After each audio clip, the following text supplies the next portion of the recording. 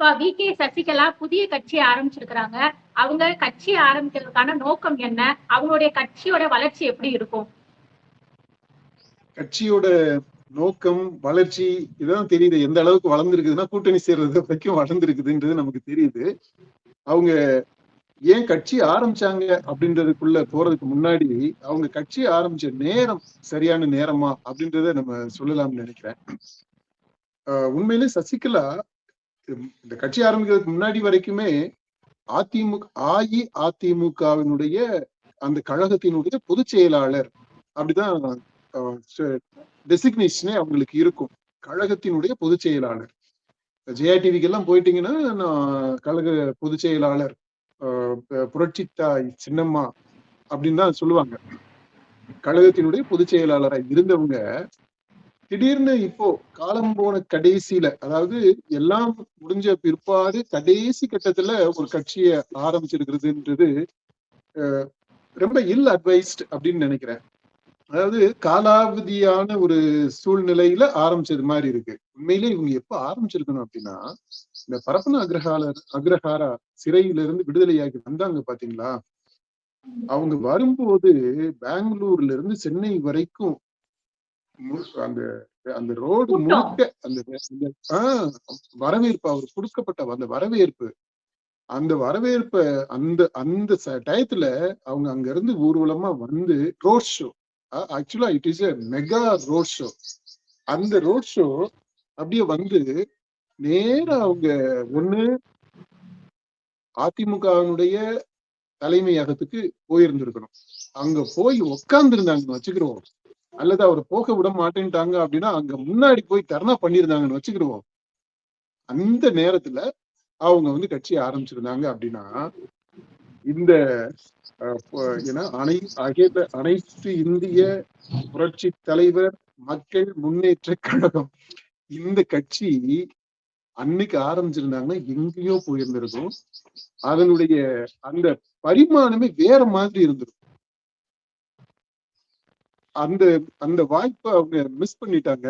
அந்த டயத்துல என்ன எதிர்பார்த்தாங்களோ தெரியல. ஒருவேளை இந்த அதிமுக இருக்கக்கூடிய ஆட்கள் எல்லாம் இவங்க பின்னாடி வந்து அதிமுக கைப்பற்றுறதுக்கு உதவியா இருந்துருவாங்க, அதிமுகவை திரும்ப இவங்க வந்து மீட்டு எடுத்துட முடியும், அவங்களுடைய பொசிஷனை வந்து ரீகெயின் பண்ணிக்க முடியும், அசர்ட் பண்ணிக்கிற முடியும் அப்படின்னு நினைச்சிருந்திருப்பாங்கன்னு நினைக்கிறேன்.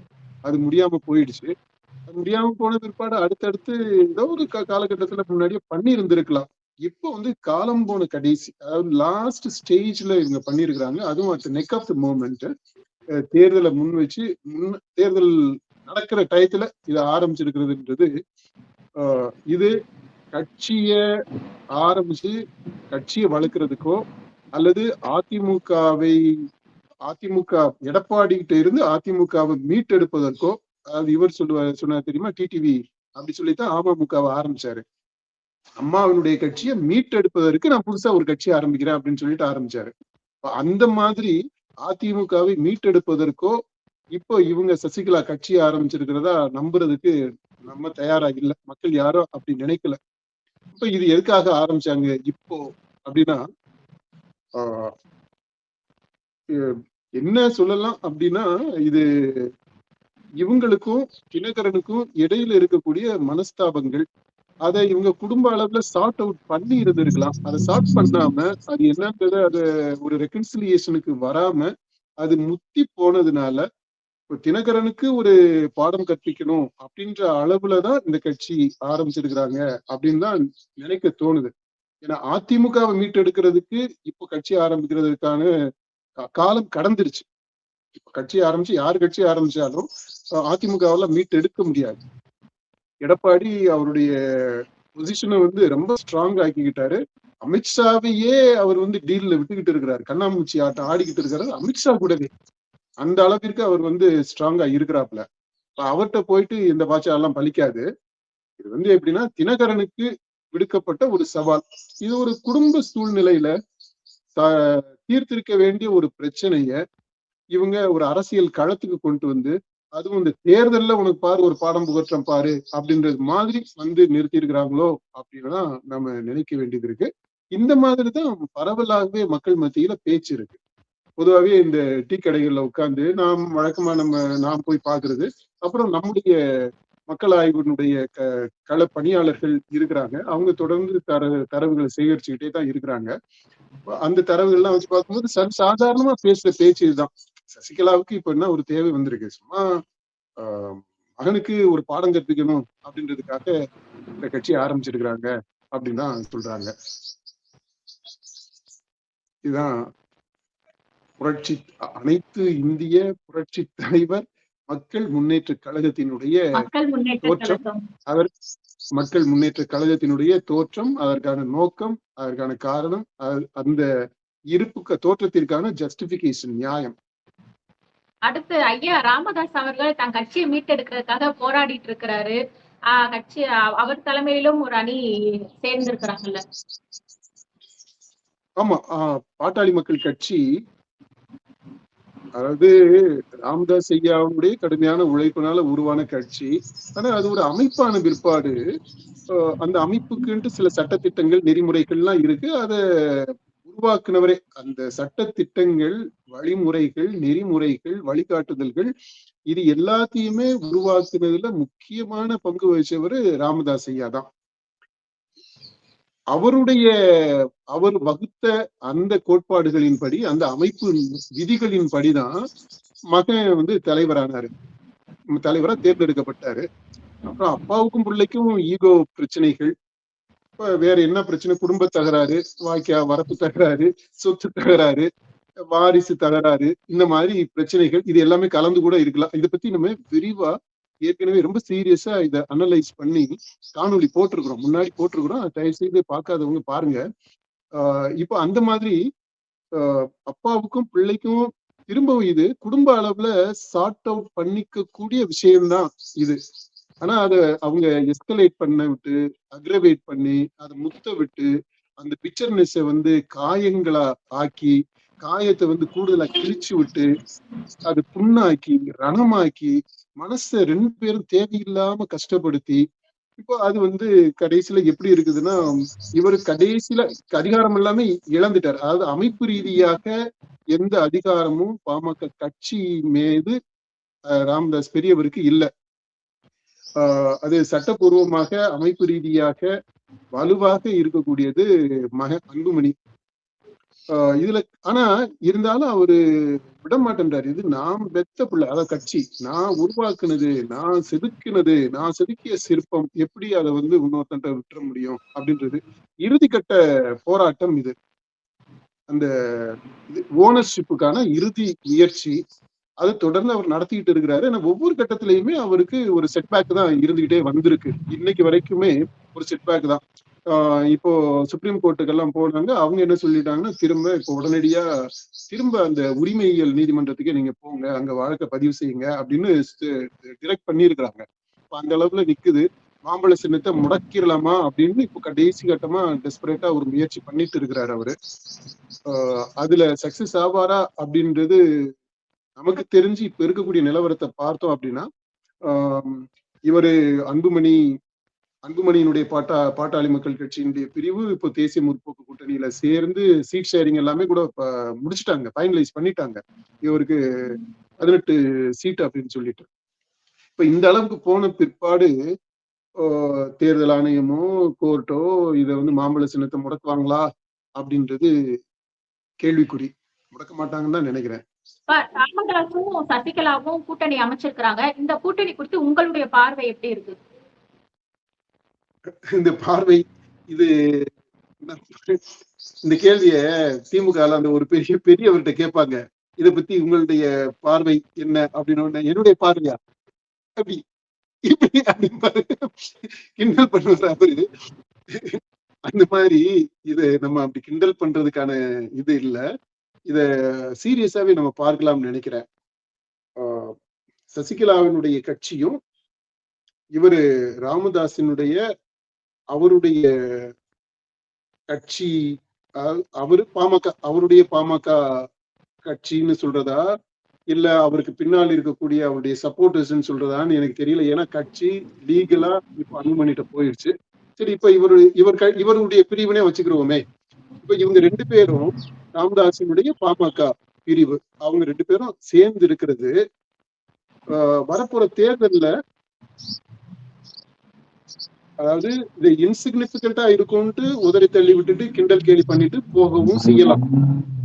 ஆனா சப்போஸ் இந்த தேர்தல் 2026 தேர்தல் 3 முனைகள் இருக்கு, 4 முனைகள் இருக்கு. இப்ப இந்த 4 முனை போட்டி கூர்மை அடைகிற பட்சத்துல ரொம்ப டஃப்பா அட்லீஸ்ட் ஒரு 3 பேராவது ரொம்ப ஈக்குவலா நெக் டு நெக் வர்றதுக்கான வாய்ப்பு இருக்கு. அல்லது குறைந்தபட்சம் திமுக அணி அதிமுக அணிக்கு இடையில நெக் டு நெக் ஃபைட்டு நிறைய தொகுதிகள்ல இருக்கும். எனக்கு தெரிஞ்சு எப்படியும் ஒரு 70-80 தொகுதிகள் வரைக்கும் ரொம்ப டைட் க்ளோஸ் கான்டெஸ்ட் இருக்கும். 80 தொகுதிகள் வரைக்கும், அதிகபட்சமா ஒரு 60ல இருந்து 80ன்னு வச்சுக்கோங்க. இந்த தொகுதிகள் எல்லாத்துலயும் ரொம்ப ரொம்ப க்ளோஸா இருக்கும் அந்த தேர்தல்ன்றது. இப்போ அந்த மாதிரி சூழ்நிலையில 100 ஓட்டு, 200 ஓட்டு, 500 ஓட்டு, 1000 ஓட்டு எல்லாமே ரொம்ப முக்கியமானதா இருக்கும். அதை மனசுல வச்சுக்கிட்டு தான் திமுக அணி இந்த மாதிரி எல்லாரையும் கல்லாப்பெட்டி ஆட்டோ, ஷேர் ஆட்டோ இப்படி எல்லாம் கிண்டல் பண்ணாங்க பாத்தியா. அந்த மாதிரி போறவங்க வர்றவங்க எல்லாரையும் ஆல்மோஸ்ட் எல்லாரையும் ஒன்னா சேர்த்து வச்சுக்கிட்டு இப்ப திண்டாடிக்கிட்டு இருக்கிறாங்க சீட் ஷேரிங்ல. அந்த அளவுக்கு எல்லாரையும் இழுத்து போட்டுக்கிட்டு இருக்க காரணம் என்னன்னா இதுதான். ஃபைட்டு வந்து எப்ப வேணாலும் அந்த கூர்மை அடையலாம். அந்த தேர்தல் களம் ரொம்ப அப்படி நெக் டு நெக்கா சும்மா ஒரு கொஞ்சம் ஓட்டு வித்தியாசத்துல அந்த ஒரு ஸ்விங் வந்துடும் அப்படின்றது மாதிரியான ஒரு நிலை வரலாம் அப்படின்ற எதிர்பார்ப்புலதான் வேலை செஞ்சுட்டு இருக்காங்க 2 அணியுமே. நம்முடைய கள ஆய்வுல இருந்து பெறப்பட்ட அந்த தரவுகளை வச்சு பார்க்கையில எப்படியும் இன்னைக்கு நிலவரத்துக்கு 60ல இருந்து 80 தொகுதிகள் வரைக்கும் இந்த மாதிரி ரொம்ப close neck to neck fight இருக்கும் அப்படின்னு நம்ம சொல்லலாம். அந்த மாதிரி இடங்கள்ல இந்த சசிகலா கட்சியும் இவருடைய ராமதாசுடைய பாமகவும் சேர்ந்து அவங்க ஃபீல்டு பண்ண போற கேண்டிடேட்ஸ், அவங்க பிரிக்கக்கூடிய ஓட்டு, அவங்க பெறக்கூடிய ஓட்டு, அது இந்த திமுக அதிமுகவுடைய வெற்றி வாய்ப்புல பாதிப்பை ஏற்படுத்தக்கூடிய சூழல் உருவாகலாம். எனக்கு தெரிஞ்சு இப்போ இன்னைக்கு இருக்கிற நிலவரத்துல நம்முடைய பீப்புள் ஸ்டடிஸ் மக்கள் ஆய்வுடைய தரவுகளை வச்சு இப்போ இன்னைக்கு நிலவரத்துல பார்க்கையில இவங்க ஒரு வடக்கு மண்டலத்துல ராமதாஸ் ஐயாவுடைய பாமக, தெற்கு தஞ்சை மண்டலம் டெல்டா மண்டலங்கள்ல, தெற்குனா இந்த இதுல அதாவது சிவகங்கை, மதுரை, சிவகங்கை, ராமநாதபுரம், புதுக்கோட்டை, தஞ்சாவூர் வரைக்கும் இந்த அந்த பெல்ட்ல இவரு ராமதாஸுக்கு வந்து கரூர் பாருங்க, நம்ம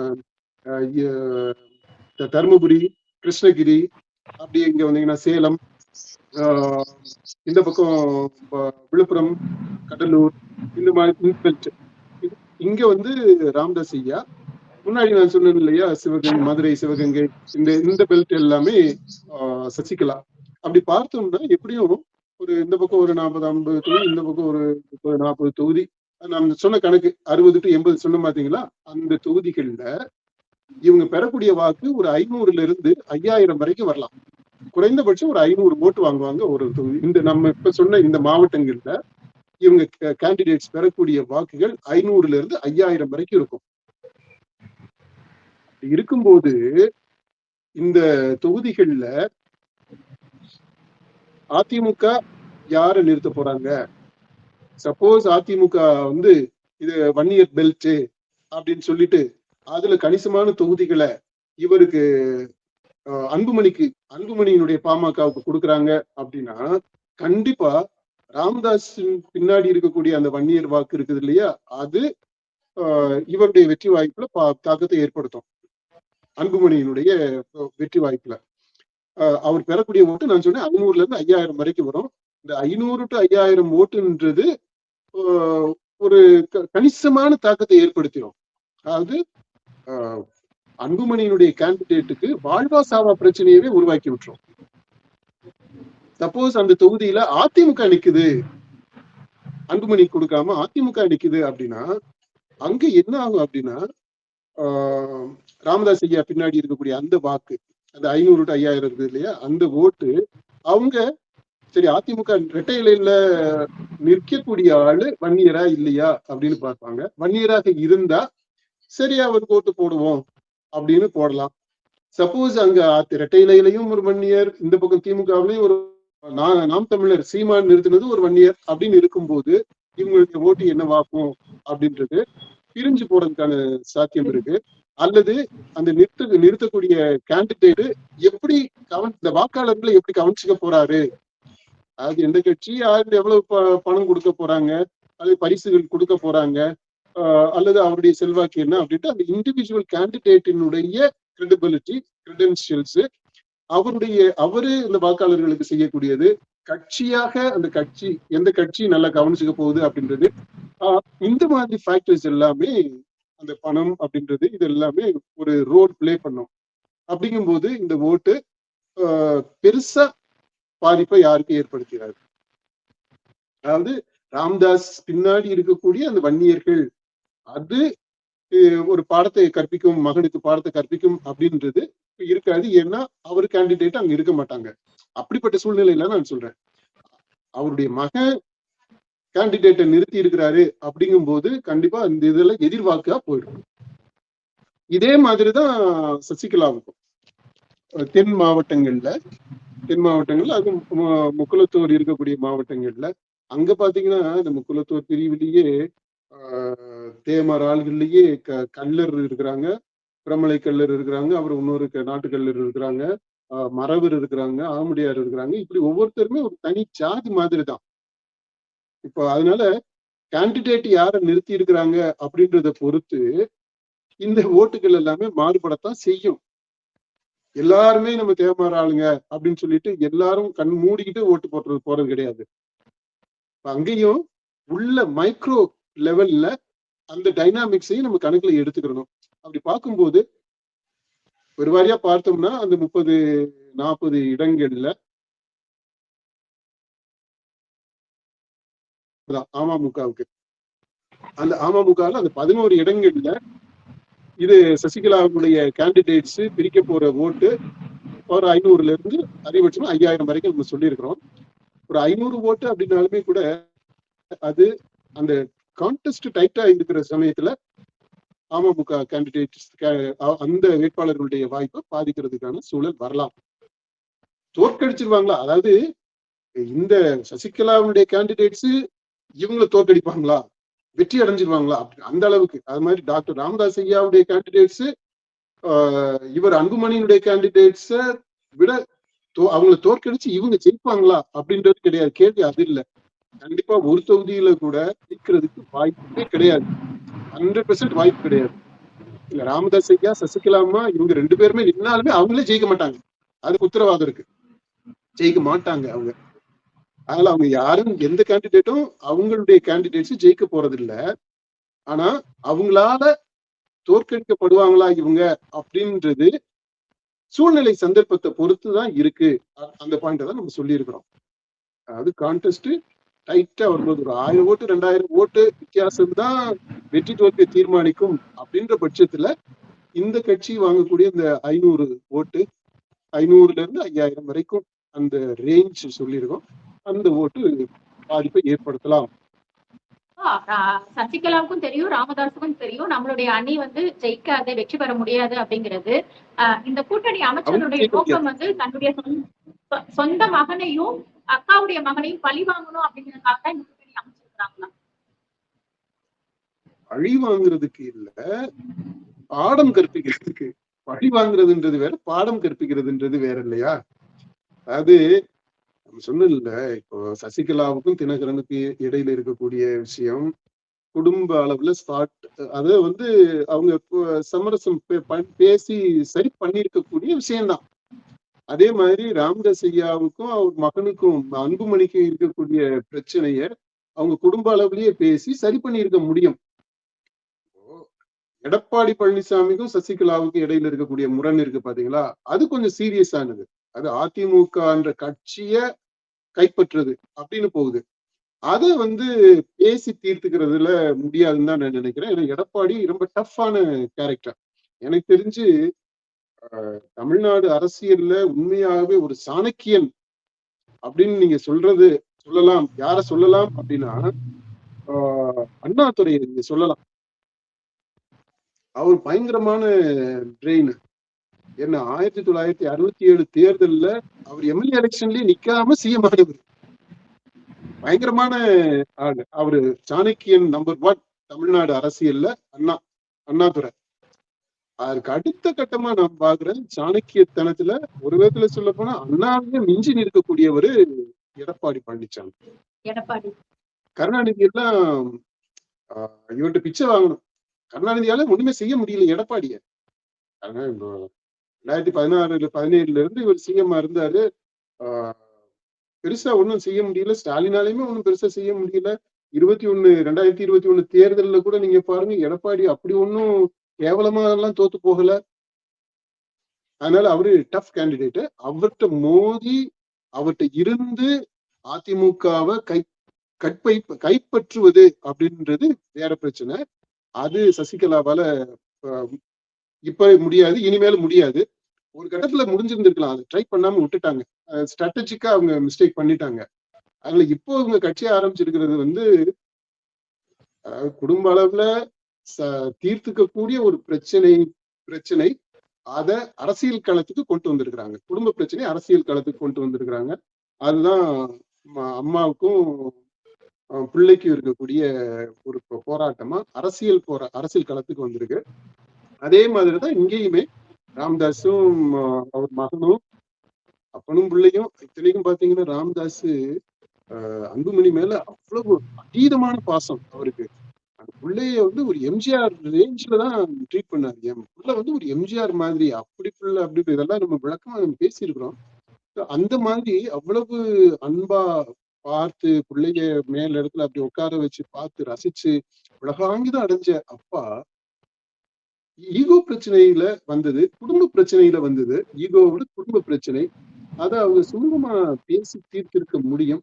அதை செய்யாம அப்படியே அரசியல் களத்துக்கு தேர்தல் களம் வரைக்கும் கொண்டு வந்து டிரான்ஸ்பர் பண்ணியிருக்கிறாங்க.